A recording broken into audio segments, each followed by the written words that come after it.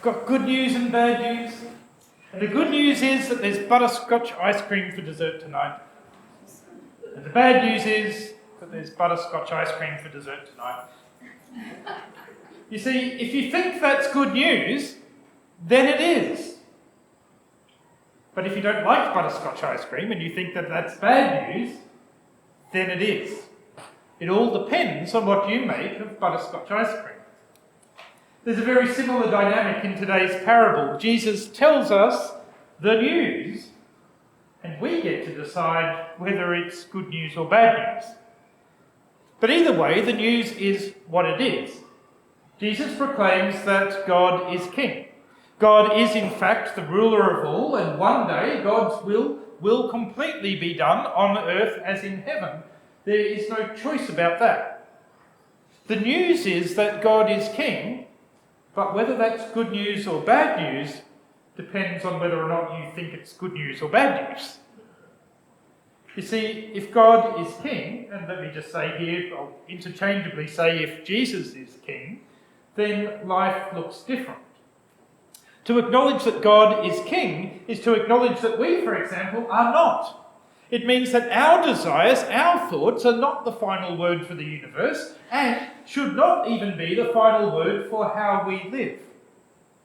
Now, there's no surprise there, really. If we claim to be disciples of Jesus, that is, learners from Jesus, then we will also need to say that we are learning from Jesus.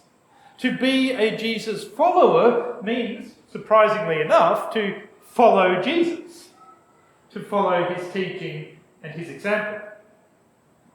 We find ourselves today, therefore, in very much the same position as the servants in the parable. There is a certain sense in which we might say that Jesus has gone away in order to be made king, but we know that he is coming back in the second coming. And in the meantime, he's left us with a task to do to carry on his work. He's entrusted us with gifts and resources and told us to continue his work in his absence.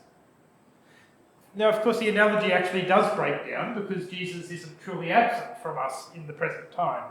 But you kind of get the point of what the second coming might mean. There is, therefore, a way of life that comes from acknowledging that God is king. When God is our ruler, we know that our riches are not in what we own and that our resources are supposed to be used to make the world a better place. It means that we should deal fairly with other people and not try to take advantage of people when they're vulnerable. It means that we're going to be honest. If Christ is our king, then we'll be sensitive to the needs of others and especially to those who are in need. It means to approach environmental issues knowing that the world is God's good creation and that every person in that world is beloved by God. It means to forgive, to love, and to pray for even our enemies. And it means that we will share the gospel with others, the gospel proclamation that Jesus is the good and gracious King. We will be prepared to put ourselves and our own comfort on the line for the sake of the one whom we acknowledge as King. On the other hand, of course, if Jesus really is King, then that's what the whole world owes to him in any case. But hear the wonderful promise in this parable, that when we use his resources for his purposes, we will also get his reward. God's goodness to us in the present will be matched and overmatched by the overflowing goodness of God in the future. If at times following Jesus might seem to have some costs, we can be utterly assured that the benefits will completely outweigh them. He rewards coins with cities. But there is a warning in the parable. If you think that God being king is bad news, then it is. If you set yourself against God, if you refuse to live as if God is king, then it will end badly. Many people do live as if they want to be the ruler of the universe for themselves and protest against God's kingship. And then there is bad news indeed, because God is king. But in some ways, that's at least an honest way to live. You see, it's also possible not to be actively rebellious, but to be passively rebellious. We're all kind of used to, aggression and passive aggression. Well, the same thing happens over against God. And that's the situation of the third servant in the parable. He's not honest enough, like the other characters, to actually protest against God's kingship, but nor does he live in any way that acknowledges his master or his master's kingship. As the master goes away, he gives the servant resources. He gives him a task to do, and the servant explicitly disobeys. He is told, as the master goes, the one thing he says to do is not make a huge profit for me. What he says is, here is the money, put it to work. Like quite literally in the Greek, the word is to make or do. He just says, here's some money, do something with it. And instead of doing something with it, the servant buries it in the ground. He can't even do the completely normal and completely non-work requiring action of actually taking it to the bankers. Here is a servant who in no way acknowledges that his master is master, let alone that his master will be king. It's just simply passive-aggressive rebellion, which resists the master equally as much as those who were actively rebellious.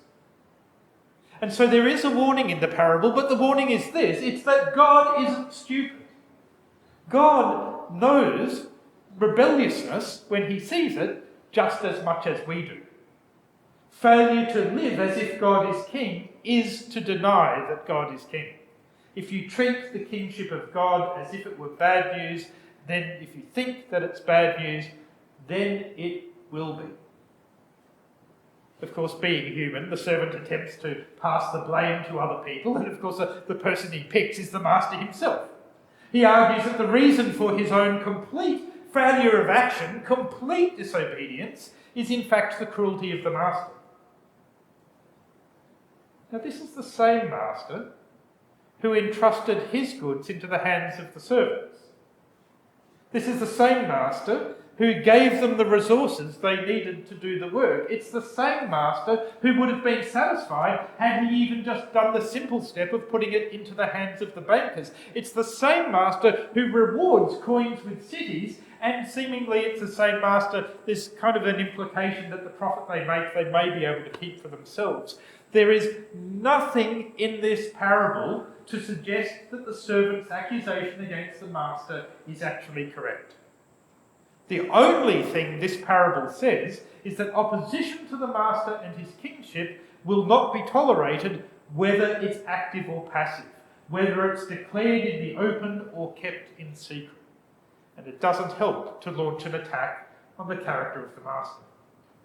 Indeed, the servant himself is actually, in the parable even, is tripped up by his own argument.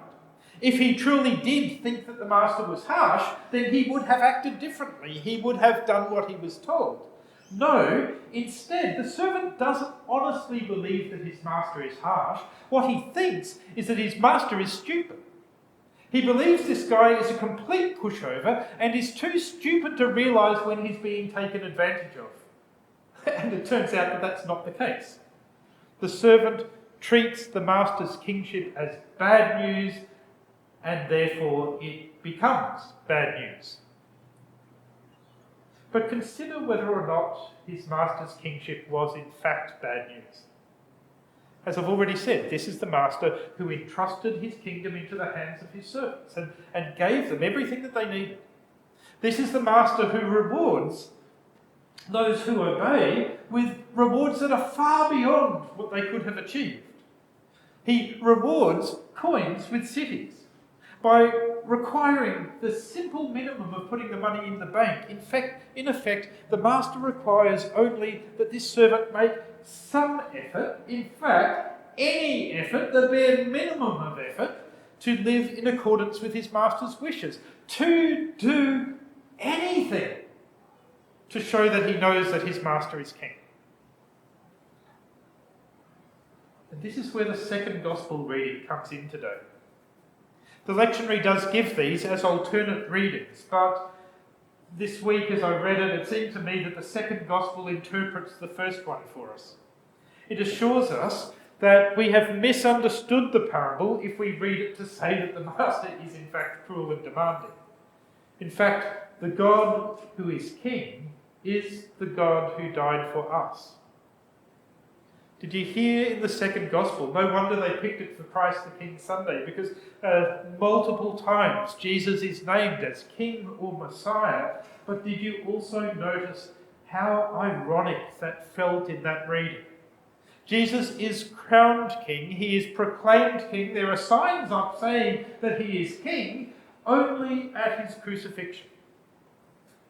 Jesus has done everything so that we don't have to do anything. He is crowned with thorns to become king so that he can rule in grace for us. Our king died for us so that we can live for him. At the end of the passage, we see how much this king requires as acceptance of his will.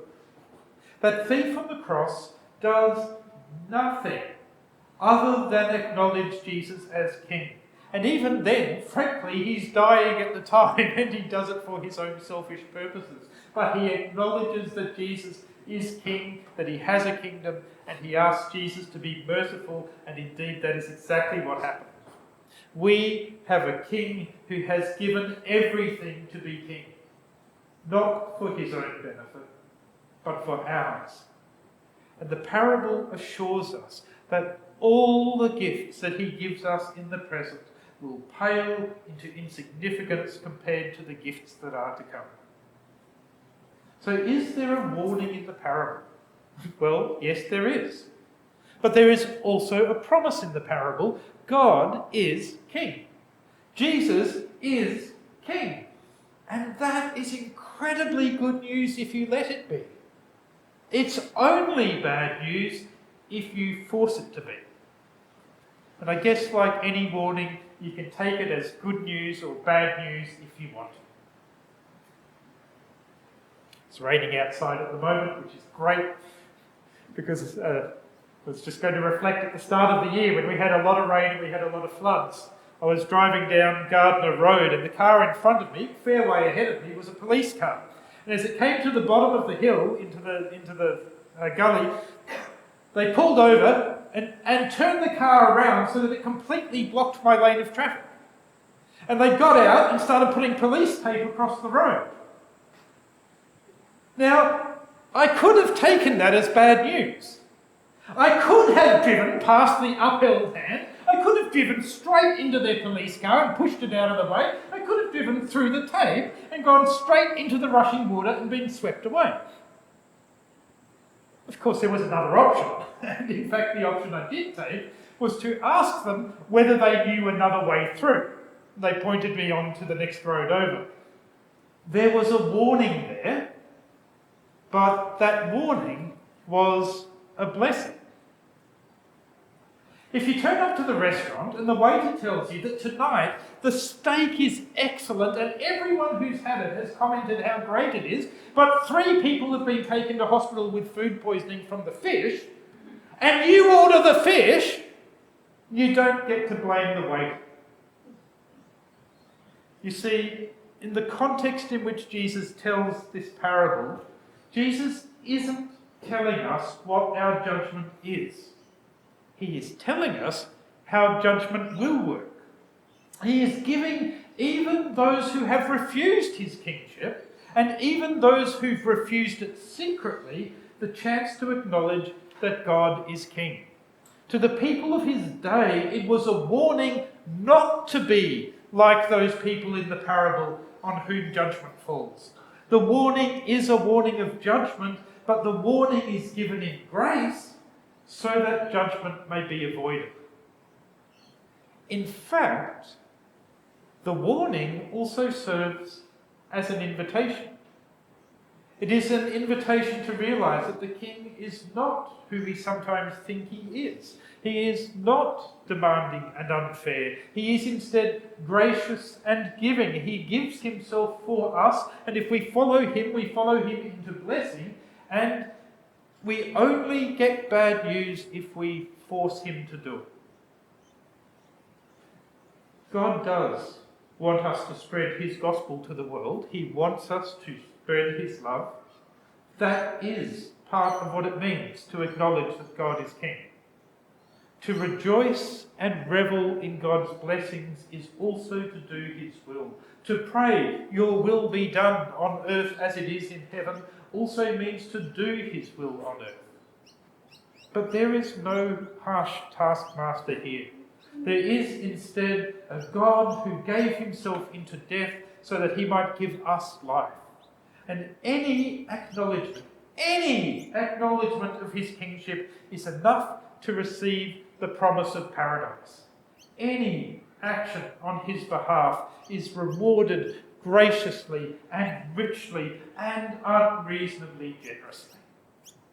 On Christ the King Sunday, we have to say that we have been warned. But we have also been promised wonderful things. What you do with that warning is up to you.